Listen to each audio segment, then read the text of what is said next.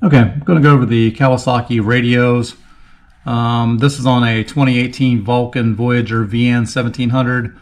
I believe it works for most of the Kawasaki radios from like 2012 up. If your radio looks like this, it's going to work about the same. If nothing else, the AVC, once you find the AVC, will do the same, have the same features. I'm going to press the volume button in on here to get into the menu.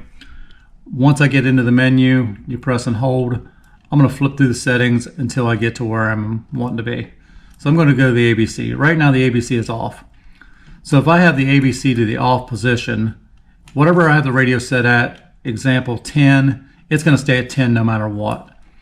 By introducing these numbers here, you're increasing the volume level automatically. So as you're driving down the road, if you're set on 10 and you set it to 5, it's going to add at least 5 notches up on your volume.